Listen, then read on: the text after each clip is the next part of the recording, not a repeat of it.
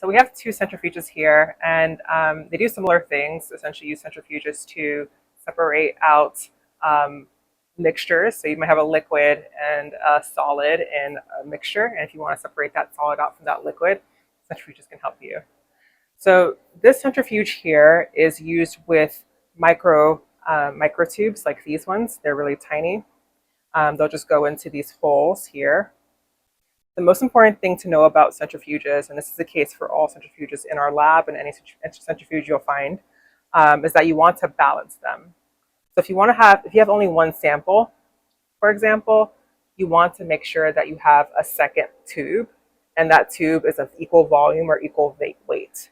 So if I have one tube here, I only have one sample, I'm still going to get an extra tube and put it in there so that it can work. So that's balanced and that the rotor doesn't bump around. For this centrifuge, you put your tubes in equal positions as well. So these ones are directly across from each other. If I had more samples, so say if I had like 4 samples, I'd put them one here, one here. I can put another one here, or I can put them across from each other. Just make sure that they're equally distributed across the rotor. Then I'll put on the cover, screw it on, it goes clockwise. Close the lid. And this centrifuge has several different settings to essentially show it, have the rotor go faster or slower. This one is in RCF, which is just a measurement of centrifugal force.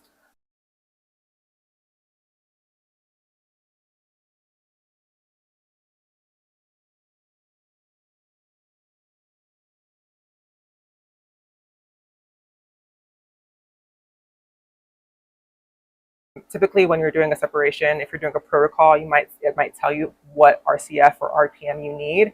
If you don't know, just try something, and you can always centrifuge it again to see if it doesn't separate as much as you like.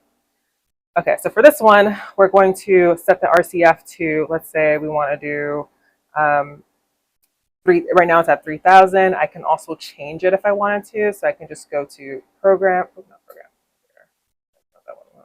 Okay, this one. I'll just press this button here. This shows me how to get to time. This is time in minutes, so I can increase it. I can increase it by pressing up or down. I can also do time in seconds. I can increase that going up and down. This gives me the this gives you the radius per millimeter. This is something that is based on the rotor you're using. For this one, we're not going to change it because we have one rotor, so keep it at that number. And then you have RCF. So RCF can go up and down. So if you don't know exactly how fast you need to keep it, let's try it at 3,000.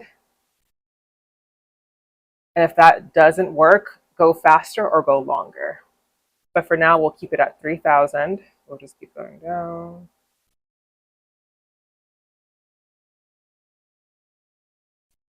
Okay, and we'll see if that works for us. We'll start. Okay. And now I'll go for a minute, and I'll go up to speed. You'll see it come up to 3,000, and I'll stay there for the minute. And as it comes down, as the timer hits 0, it'll step down or slow down. Okay, so now it's slowing down as the time went down. So we'll wait till it gets to 0. Okay, and now we can open after it beeps. So to open it, you just lift up this blue lever, and you can twist off the lid counterclockwise, and then you have your sample. And you can check to see if it's separated to your liking. If it's not, then you can do it again at a faster speed or longer. The centrifuge is for bigger tubes. Similar setup for the micro centrifuge. You want to have balance for everything. So you can see here that there's an ability to have 8 tubes total. The most important thing to do is that you have to balance across the rotor, same thing as the microcentrifuge. So let's say you have one sample. You would put one here, you put one here, You have to, I mean, it works either ways, but you just want to make sure it's balanced across the rotor. And same thing for this one. You can measure, if you don't know the exact volume in your tube, you can just weigh it so that you can add a similar amount of weight to each of these tubes to actually keep it balanced. Okay, so let's turn this one on. For this one, you don't have to do any screwing on of a lid. You just have to put them in there. Close our lid here, and then we can set a time for how long we want to centrifuge our tubes for. So you can do up to, I think it, well, you can do a while actually, but let's do a minute. All right. And then you can do a similar RCF. I think the max speed you can get up to is about 3 RCF or 2. Yeah, whatever this is. Yeah, 2.3 times 1,000 is about how fast you can go. If you push this button here, it will switch between RPM and RCF. Sometimes it's more convenient to use RPM versus RCF. Depends on what your protocol needs.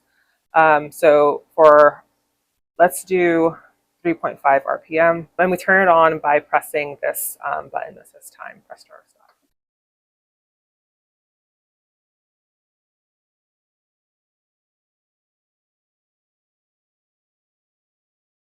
So the centrifuge will get up to speed, and then it will stay at the speed for however long you set the timer for.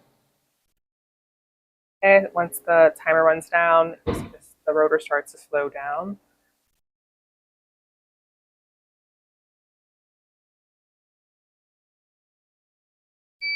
And then you'll hear a beep, and it opens up for you. So you can check on your samples to see if it's properly separated. If it's not, then you can do it again at a faster speed or for longer. And one thing to note for all of these centrifuges that we have in the lab is that if you wanted to, if you didn't want to set a specific time for how long you want to centrifuge for, you can just do a short cycle. So if you press the button, it'll cycle up. It won't go. It'll go as fast. It'll keep going higher and higher. It won't reach a speed that you set. It'll just keep going higher and higher for as long as you press it. And as long as when you release it, it'll stop and it'll cycle down. It'll start slowing down.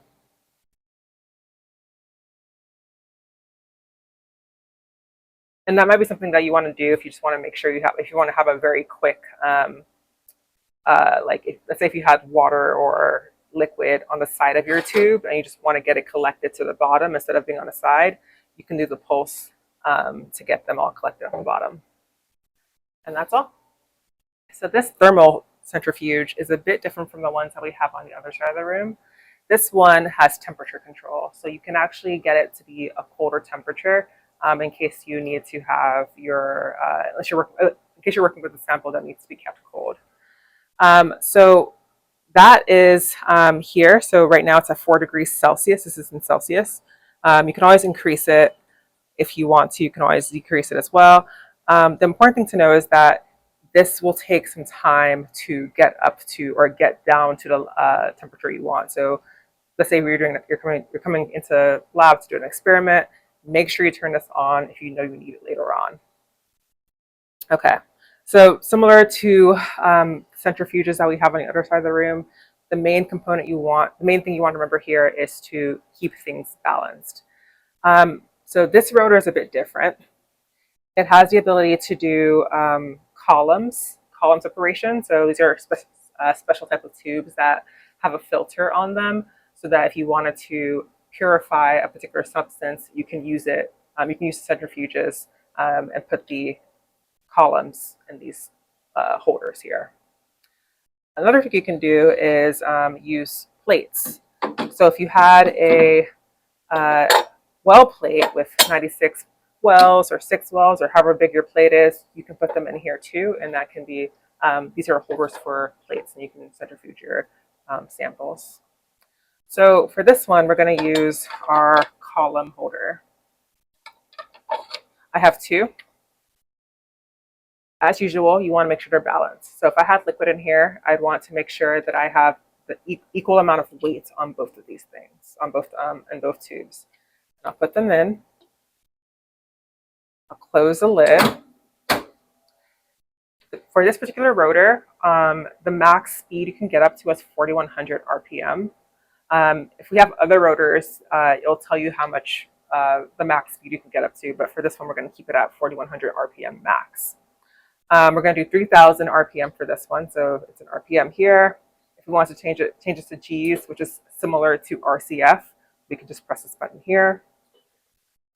This is the time, so if we want to change the time, we can just go up or down. And here's the temperature, so if we wanted to raise the temperature, we can go higher, but you might have to wait on it because it takes a while, like I said before, for the temperature to get up to the actual, get up or get down to the actual temperature you set it at. So before you do your